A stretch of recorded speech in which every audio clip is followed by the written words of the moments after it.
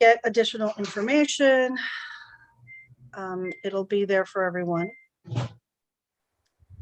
Just a sec.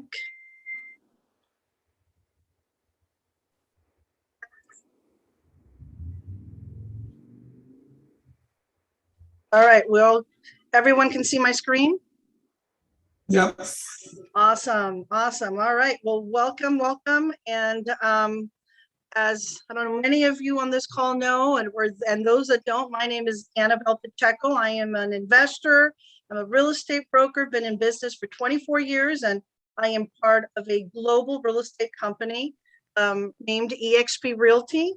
I have, I'm sorry, I'm moving some stuff around here as I'm talking. So my goal really for this call is to share with you guys each week the steps that I've taken in purchasing my first multifamily deal, and also bringing guest speakers from the multifamily space to share with us and really to just expand our knowledge so that you guys can go out there and do this for yourselves.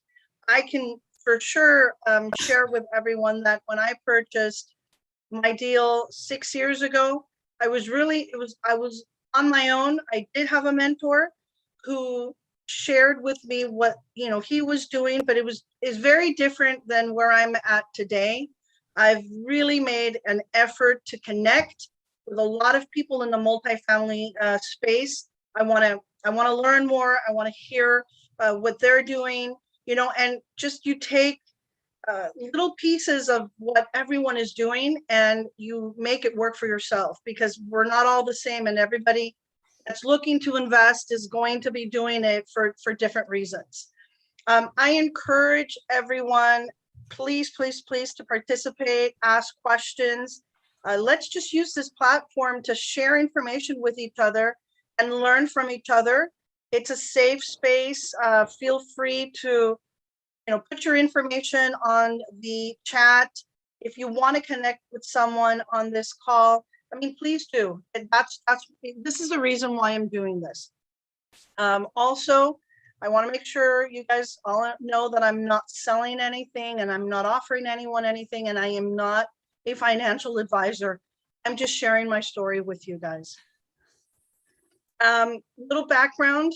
I started in the mortgage industry back in the mid-90s. I've purchased over 100 properties throughout my career. And what I was doing at that time was really just single family residences and 2 to 4 units. We'd pick them up, rehab them, and flip them, sell them. We kept some of them, managed them for some time. It was just more a constant, just buy and flip, fix and flip and fix and flip.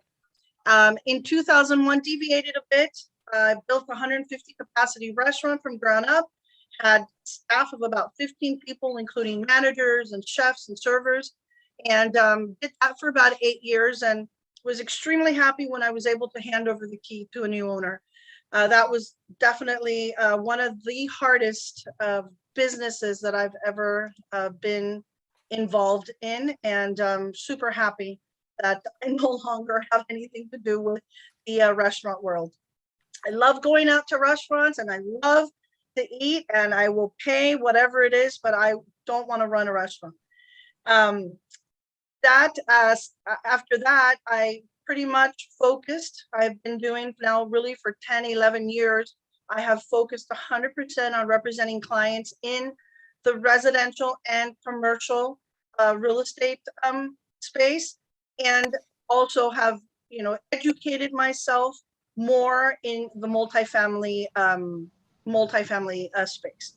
I purchased my first 34 doors in 2015, and at that time, just with my experience in representing other clients and kind of just learning what other people were doing, I was really now kind of, my mindset had changed, and I said, okay, enough of this, a fix and flip, because it's just never ending, this fix and flip. It was, how do we find something that can create cash flow and just generational wealth?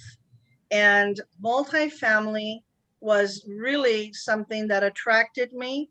I had a mentor, he had done it. and he did it, and it worked, and it worked for me as well. So it was a little bit easier.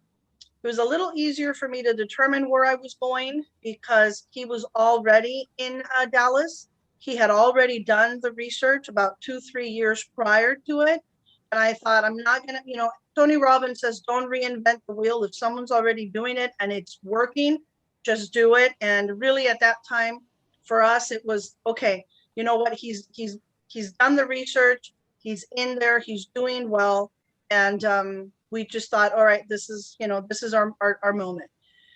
And so just to like reiterate that, the additional reasons were, that there are opportunities that, again, these opportunities are amazing. And for us, it was cash flow, right?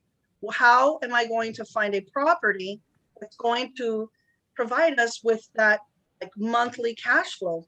And it is multifamily. That's what it does. And the beauty of buying multiple doors is that when one or two don't pay, you still have another 20 or 30 that are paying. So, and all of that, all of that's factored in. So it's just to me, it was a safer way of going into the multifamily space.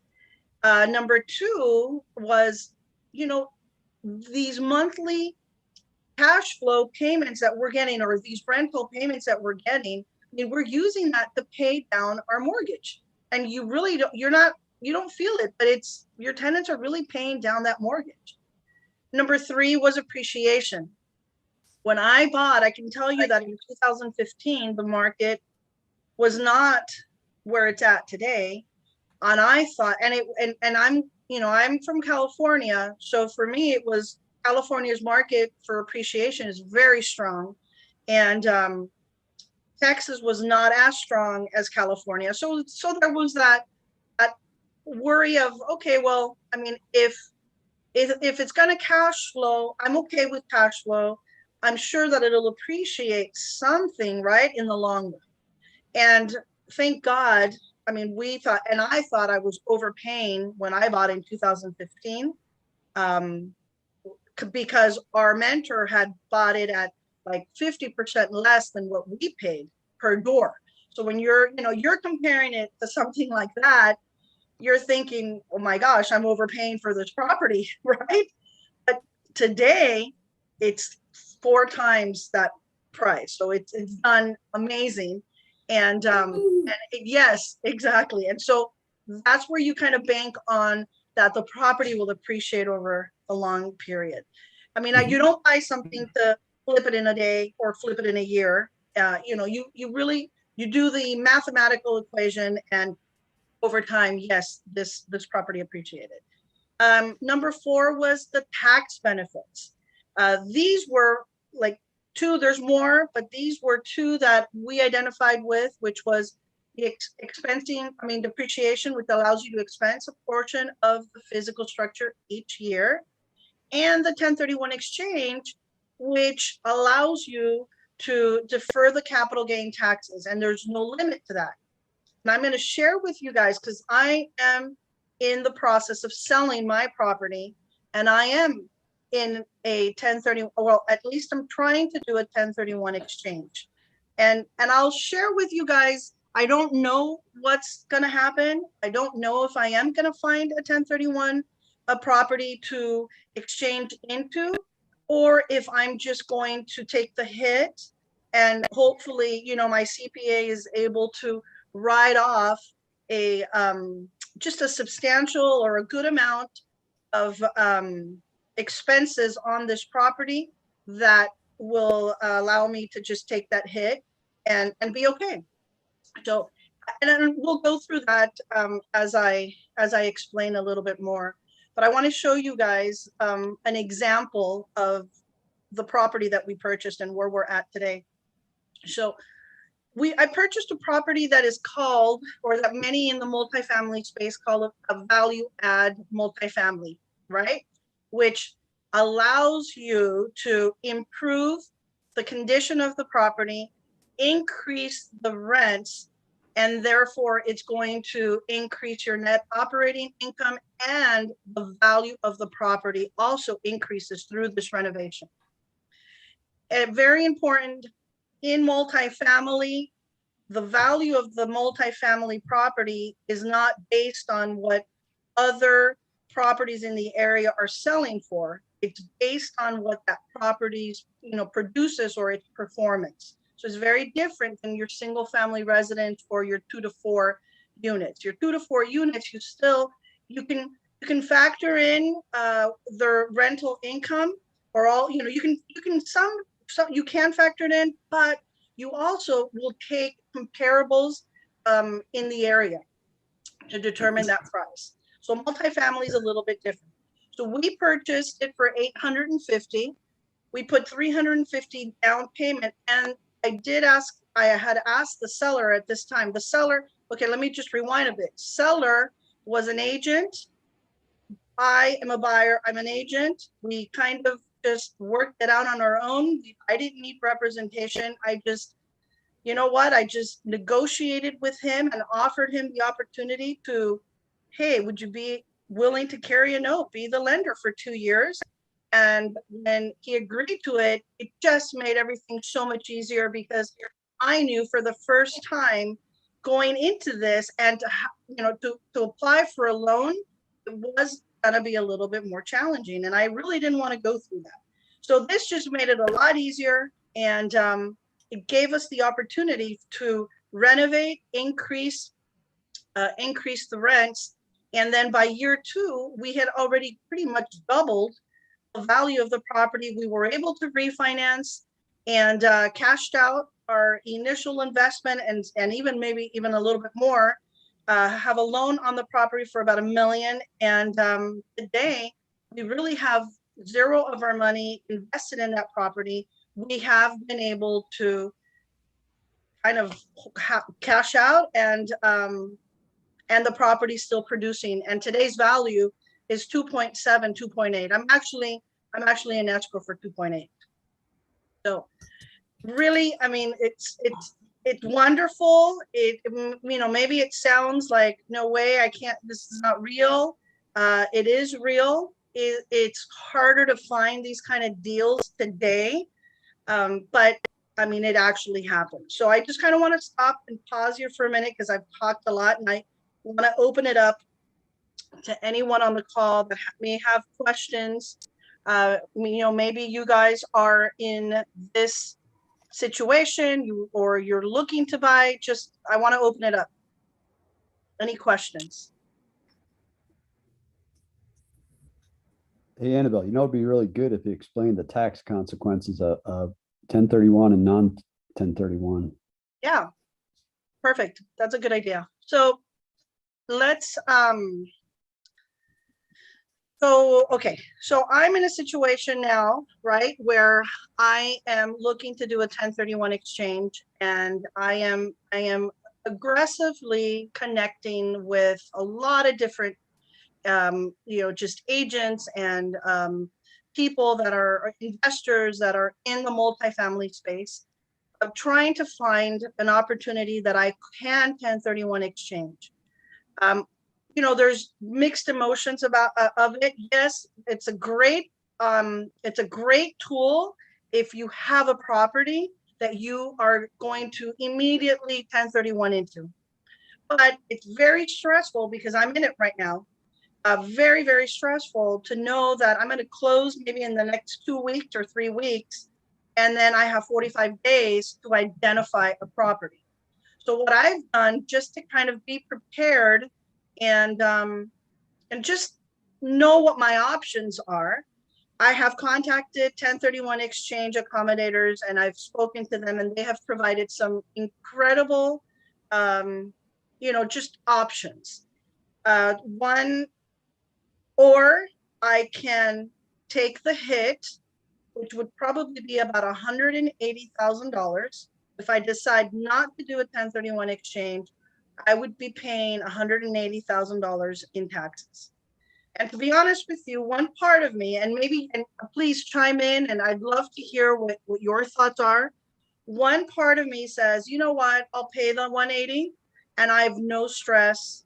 I don't have to like be in a position where I'm forced to just buying something because I need to put that money into that 1031 exchange.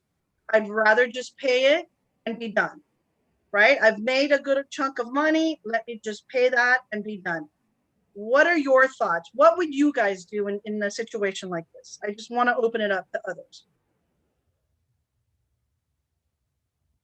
So just a couple of thoughts that come to mind, and you've probably already checked into this, is if you do that and you take the hit, can you go and put a potential that we've heard about is go find another value add that somebody has going that you don't have to operate, that is going to take a big loss in year one, and they're going to do a cost seg study and do massive depreciation. We've heard people do that to balance out and eliminate almost all those taxes. We've heard of that. We've also heard of and had a phone conversation, and I don't know if I'm going to say this right, but it's a product specifically made for people who run out of time, basically, for a 1031. Do you remember this? And he, Yes. okay, and he pretty much says, you take your money and you put it in with whatever their company is. Their company, it's almost like a fund. Think of it like a fund. Is it the not Delaware? a REIT. Is it a DTS? Yes. Yes. So you That's put it in there, Mhm. you're committed to, yeah, I did, I did look into that. It's 3 to 5 years, but you get like a 6% return on your money. And you're pretty much committed to those 3 to 5 years.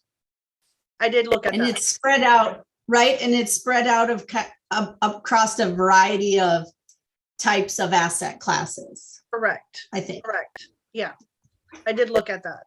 So I mean, I'm looking at all my options. Obviously, $180,000 is a lot of money to just, to just give up.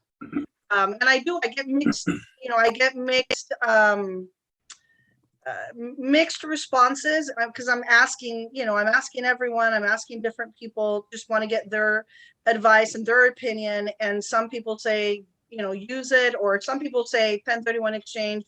Everyone I talk to that's done a 1031 exchange is never happy, right? If they're unhappy with what they've had to purchase. And it's like, I mean, that's a tough one.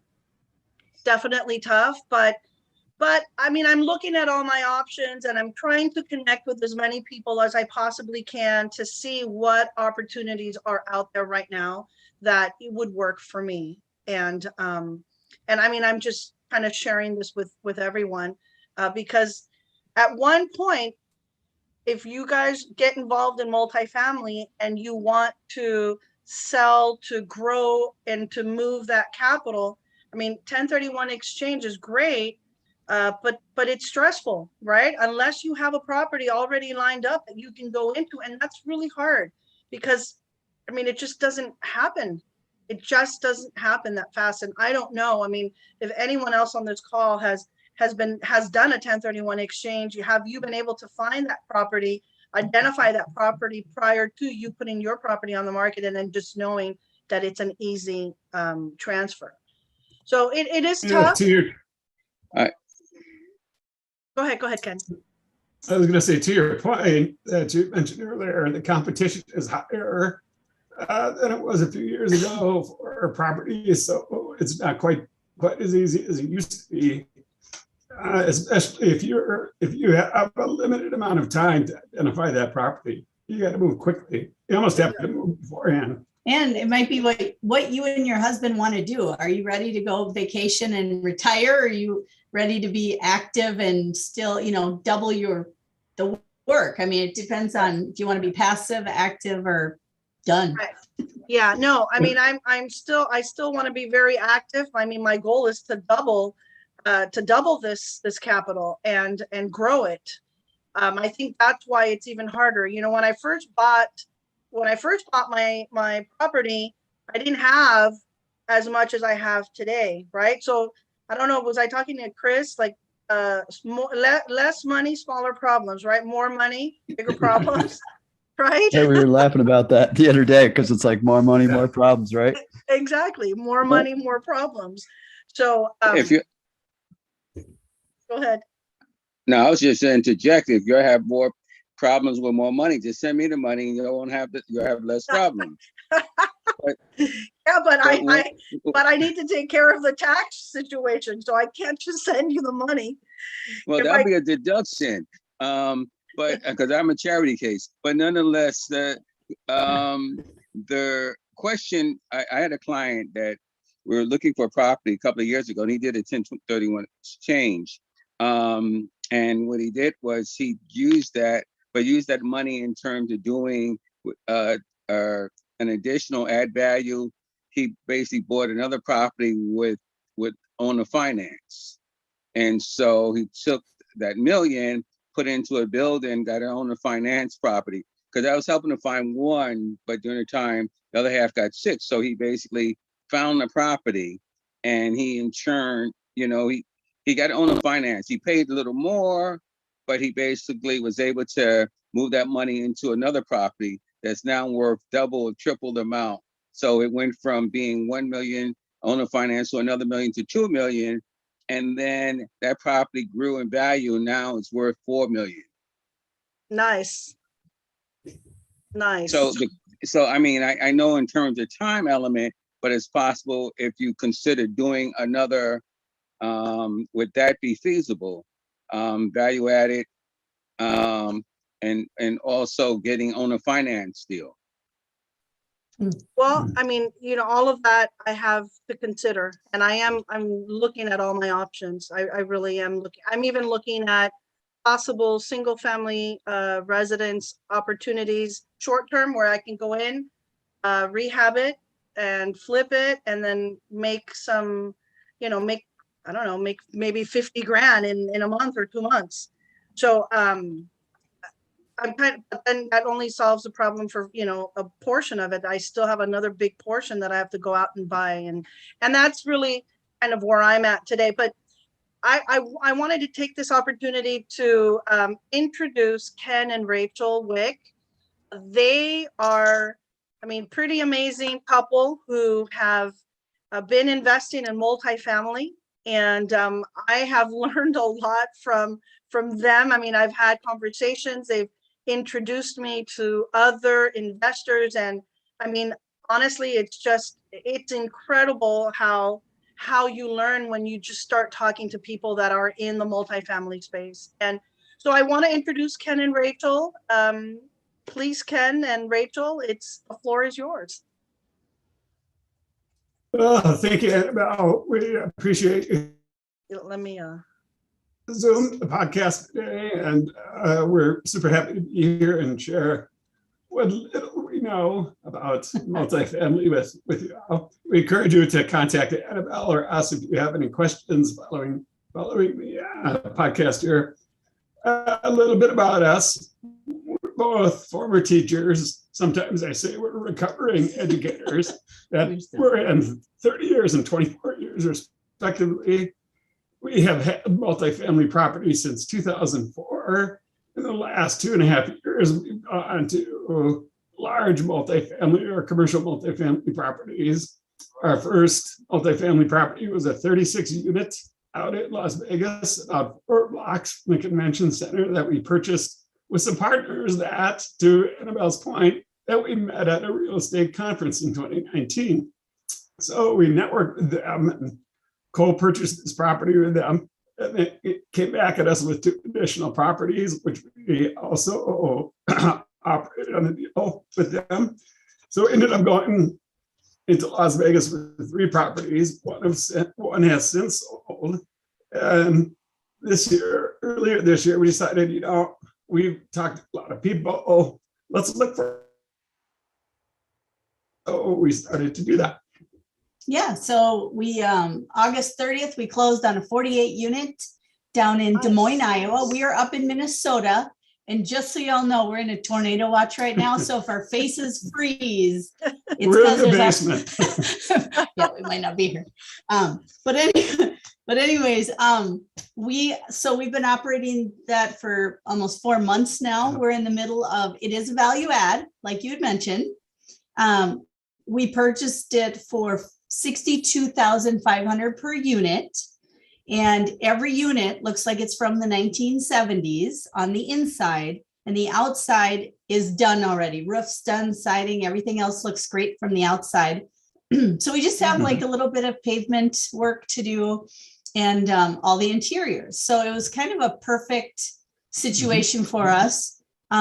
We had budgeted about $6,000 per unit, and we have 2 crews running right now.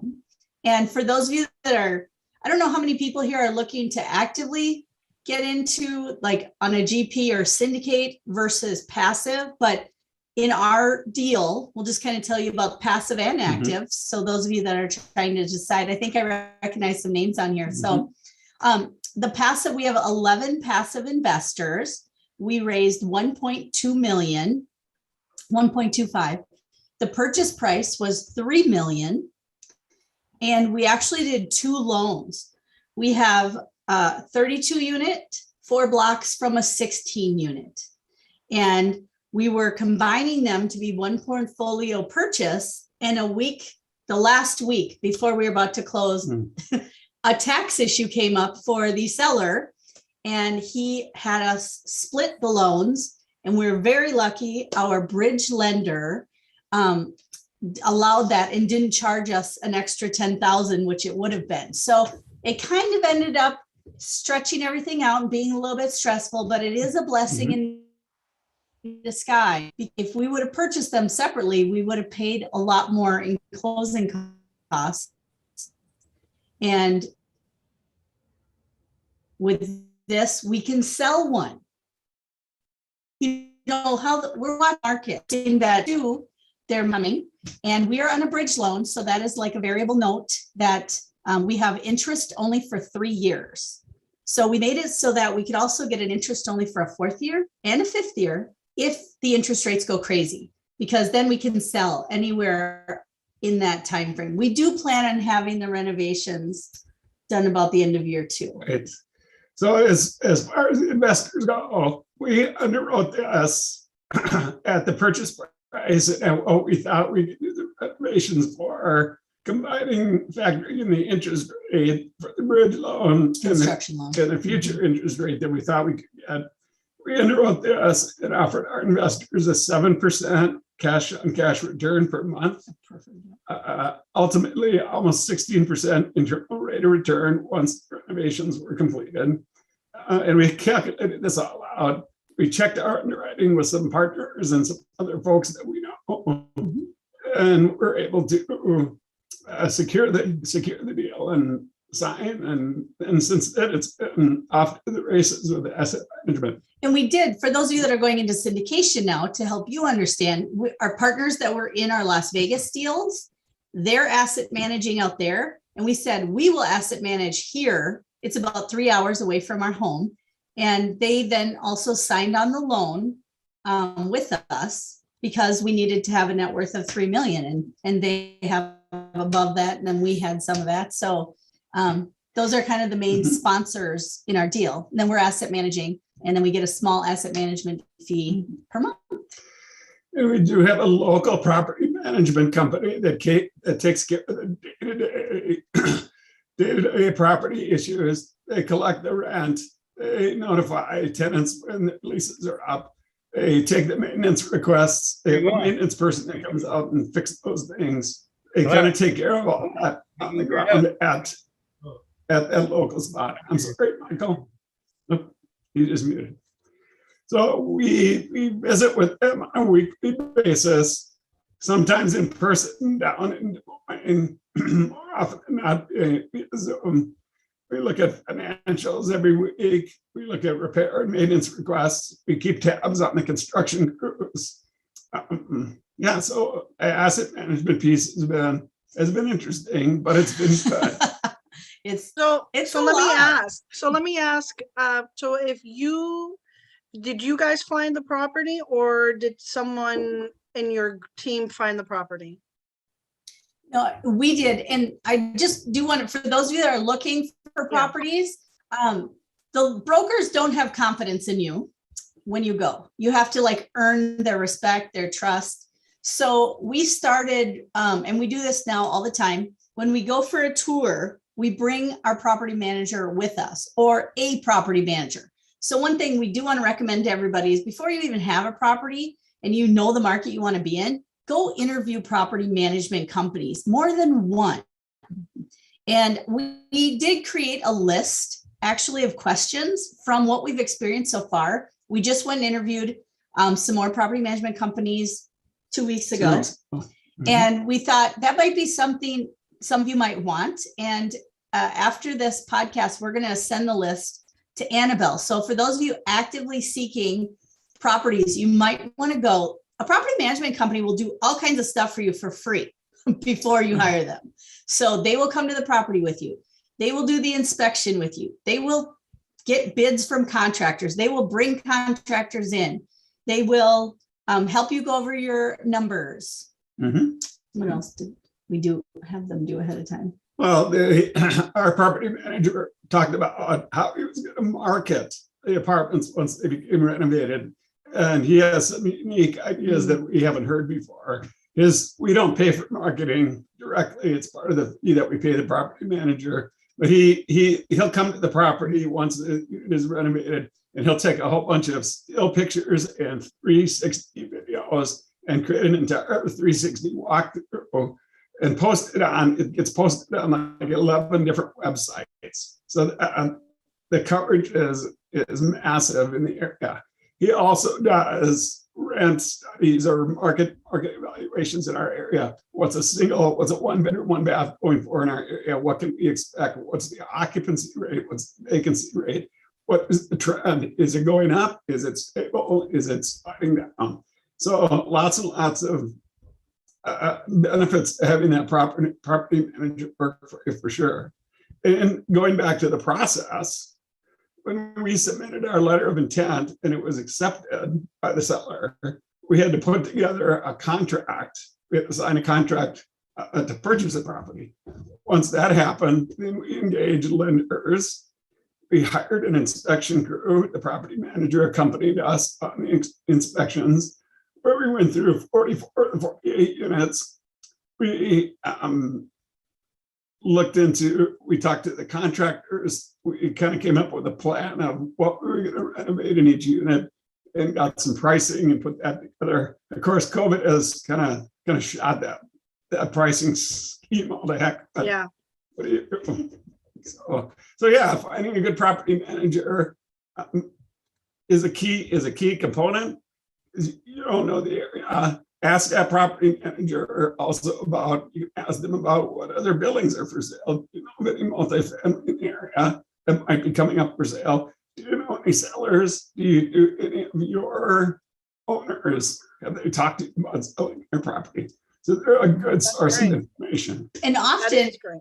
and we saw Trish said she's a property manager in Arizona. Often property management companies are started because they have so many properties. It's cost effective for them to start their own property management business. So they are turning properties. So those of you looking for properties, we've used this technique and been successful. We call large property management companies and say, are you going to turn any of your older properties? Because most of them want to start getting out of the 1960s and 70s product and get into the Class B. Yeah. So we did have success with finding a 3 property off-market deal down in Atlanta. Same thing. The gentleman was waiting for a 1031 of the right size. So then we started hunting for a 1031 for him so that we could get into his. So it is totally possible. Nice. So I have a question. When you bring someone in to sign for you, like you can do it on your own. So you brought in your other partners. How do you structure the deal at that point? So we structured the deal to give them a percentage of the general partnership for their signatures. They also helped us cap raise, and we structured kind of a cap raising. We split the cap raising between the two of us and those two partners. And so they were able to get a piece of general partnership, and we negotiated that. We kind of went with what industry standard trends were and offered them that pretty much right off the bat. And they said, sure, we'll take that. So those of you that are going into syndication and getting on GPs, just going to give you some typical numbers. If you're someone who's wealthy and have a high net worth, you can get into a GP or management, the active side of Uh-oh. these apartments. You can get 5% of the GP. Are we back? We're back. Can you hear said us? You could get, if Okay. you said you If could you're get just, yes, if you are a key principal, it's called, meaning you just sign on the loan and you don't do anything else for that property, 5% is very industry standard of the GP. Now, if you are someone like our partners, they actually are advisors for us. They are actively involved in with the lender, like they really helped us get the lender. Are we froze? They helped us secure the lending. So they were a big piece of that. And then of course they raised about a third of the cap raising. So we wanted to get this deal done, and we were okay to give, we started off with 30% is what we offered.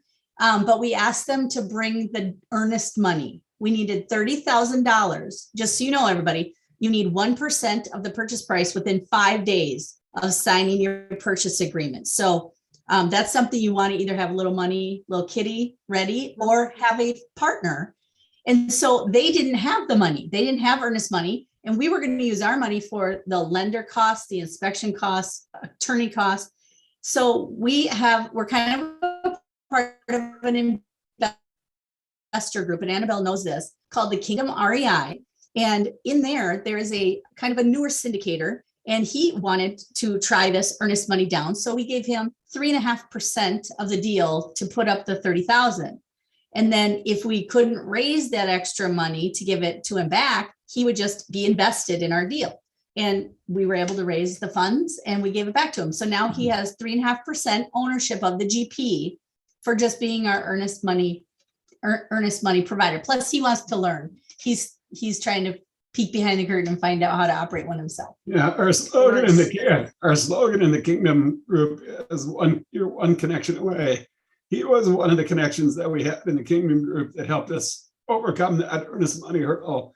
Then a few months later, we were in the midst of our cap raise. We met another co-member of the Kingdom group that said, well, I'll come in and deal with you. And he contributed some of his own capital to it. So the one connection away quote is really relevant, because as time goes on, the more people you talk to, the more connections you make. You're going to be able to, and once you do that first deal, you're going to be able to have people contacting you instead of the other way. Yeah, and something that I think I've learned, I used to think that this was like a solo sport, and that, you know what, you just kind of do it on your own. Whoa. I know now that, I mean, if you've got plenty of money and you can do this on your own, then wonderful. That's great. But if you want to grow, you definitely have to connect with other people. This is a team sport. And the more people you connect, I mean, I've seen it. It's developed. I mean, I think I've been doing this call for maybe a year now, or almost a year. And I have connected with so many people because of it, because it forces me to, okay, you know what? Who do I want to bring? Who do I think is going to share like some just valuable information that I'm going to benefit from, and everybody else on the call will benefit from? And it's incredible. I mean, it really is incredible. It's great. And it's just opened up my mind to be okay to invest with others. I mean, you got to get to know them, and you got to feel some sort of connection, right? Or kind of we're aligned. And it works. And there may be partners that you meet or investors that you meet and you say, I don't know, it didn't jive with me, and that's okay too, because there's just plenty of people out there. But definitely multifamily is something you want to do with other people. You want to 100%. do this with other people, and this is just how you learn. Yeah. So let me Yep. before we go, there's a couple of comments or questions on the chat I want to take a look at. So someone said, Trisha said, I would pay the 180, be done, retire from real estate, do something new. No way. I love real estate. I've done other stuff. I love real estate. I don't think I'll retire. Let's see here. Michael says 1031. I would do first on another I would do another value add if you can be the GP as priority or a limited partner with at least a 10% pref and significant equity stake. Okay, I like that. And if not, stabilized property if the returns are what you're looking for. And I think it just depends on the returns you'd like at this point. Excellent. Thanks, Michael. Trisha, you're a property manager in Arizona. Awesome. If you come across any of your deals or anyone want any of the properties that you're managing and they want to sell, let me know. Me Let too. know. Yeah, there you We go. love some. Yep. Tucson, please. Actually, if you're looking for Tucson, I just connected with someone that has a property in Tucson. I don't know all the specifics, but we can talk afterwards. And We'd love to hear. Sure. We checked out the Look at it. market. yeah, absolutely. It's I think it's an off-market deal, but I don't know. Then Chris said, if we're talking about the same deal, Chris said that it may not be a good deal, but I don't know. You got to look at it. I don't know. All right, let's see here. I just did my first 2 LP placements of I'm sorry, I don't have my glasses on. Is that 550 or 50K? 50K Yep. in 176 unit value add in San Antonio and 200 unit in Phoenix, respectively at 7% and 8%. I have 2 escrows closing the next 6 days, potentially 3, along with 2 cash out refis, netting me 100 to 125K. So I would definitely like to partner Ken and Rachel on your deals next year on the GP side of the, if the opportunity arises. Awesome. Fantastic, Michael. I will get your info to them, or Rachel, you can connect here with them. Yeah. And And then- honestly, sorry. No, go ahead. Go ahead. Go ahead. I was just going to say, if anybody throws their email into the chat, we can just put you on our mailing list to, when we have stuff come out, or if anybody wants to chat too, and just, tell us what you want, because there's people looking for specifics, feel free and we can put you on the mailing list too. And our phone Awesome. number is on, our phone number is by our names too. So if you can contact us that way, like, Yeah. Awesome. Yeah. And then Trisha says that she'll let me know if she'll let us know, and if we need a property manager. Awesome. And great. Yeah, Get to know absolutely. him. Great. Awesome. Okay, good. So those are some great questions. And you know what? And this is exactly, I love Michael. You're doing this. You are exactly aligned. This is, this is exactly my whole goal is for people like you that are doing this, right? Share this information. This is awesome. It's great information. There's people maybe on this call that, are like in the beginning stages and don't know if, syndicating is the way to go, or no, should I, maybe they're trying to raise their own money and trying to go in on it all by themselves, but it's going to be hard to do that on your own right now in this market. So awesome that you guys are sharing information. Anything else you wanted to say? I just wanted to say too, that we were both teachers. And so I think we can't help it. If somebody just doesn't want to say something here and just wants to ask a question, or, kind of have us expand on something, we're more than willing to just do one-on-one just to help you out, help you understand. We love the people that helped us. Yeah, and you know what? You have been, I'm serious about this. I mean, you have been from the day that I connected with you and we started talking, you have shared so much information, and it's really just kind of opened, my mind to even be a little bit more open to syndication, because I wasn't, and my husband was definitely like, no way, it's okay. And the more I do this, it's like, no, this is the way we need to do it if we want to grow, and if we want, we want to just expand. It's hard to just do it on your own. It really is. But but you guys have definitely provided some valuable information for me, and I'm extremely grateful for that. So thank you. Well, you're Yeah. awesome. Mhm. Yeah. Thanks for having us on the Zoom. Absolutely. We Yeah, love to do anything- this. Any other questions? Anybody else? Let me see here. Okay, so Cindy's email is there. Okay, perfect. Hey, Jess, are you able to send me the chat via email so that I have everyone's information? Jess? Jess? Uh-oh. Did I lose her? Okay, well, I'll copy and paste all this. Anybody else? Chris, anything you want to share? It was great. I really learned a lot. Thank you.